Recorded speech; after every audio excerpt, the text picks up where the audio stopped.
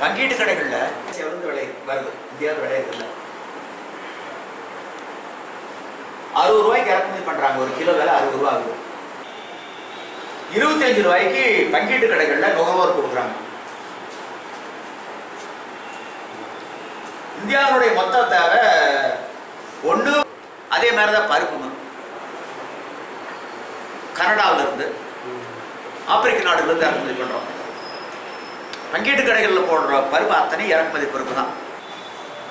கேரளாவிலும் குஜராத்திலும் கெயில் நிறுவனம் அந்த எரிவாயு குழாய் பாதையை தேசிய நெடுஞ்சாலை ஓரத்தில் அமைத்திருக்கின்றார்கள். தமிழ்நாட்டை பொறுத்த அளவில் விளைநிலங்கள் வாயிலாகத்தான் நாங்கள் கொண்டு செல்வோம் என பிடிவாதமாக இருக்கின்றார்கள். மாற்று வழியில் கொண்டு செல்லுங்கள் என்றுதான் விவசாயிகளை நாங்கள் சொல்கின்றோம். அதுவும் இழப்பீடு கொடுக்கின்ற பொழுது 10% கொடுக்கின்றோம், 20% கொடுக்கின்றோம் என பேரம் பேசுகின்றார்கள். அந்த விவசாயிக்கு எந்த அளவுக்கு இழப்பு ஏற்படுகின்றதோ சந்தை மதிப்பீட்டின் அடிப்படையில் இழப்பீடு கொடுக்கப்பட வேண்டும். அதே நேரத்தில் கெயில் நிறுவனம் அந்த ஷேர் இருக்குல்ல, பங்கு, அந்த பங்கு அந்த விவசாயிகளுக்கு பணமா கொடுக்காதீங்க, பங்கா கொடுங்க. அவங்களுக்கு அந்த நிறுவன சொந்தம்னு ஏதாவது இருக்கு, அந்த டிவிடெண்ட் ஆண்டுதோறும் அந்த விவசாயிகளுக்கு வாரிசுகளுக்கு வரும். அதையும் செய்ய தயாராக. அடுத்தது எப்படி சட்டம் போட்டிருக்காங்க தெரியுங்களா?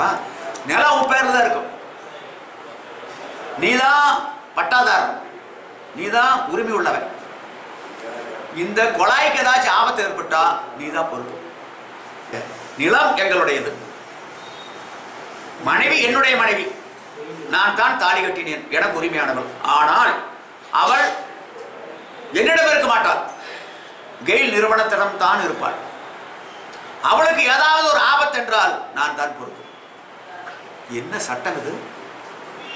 இப்படிப்பட்ட கருப்பு சட்டத்தை போட்டு கொடுமைப்படுத்துவது என்பது கொடுமையிலும் கொடுமை வரக்கூடிய தேர்தலில் பிரதிபலிக்கும். ஒரு நல்ல தீர்ப்பை தமிழ்நாட்டு மக்கள் வழங்குவார்கள்.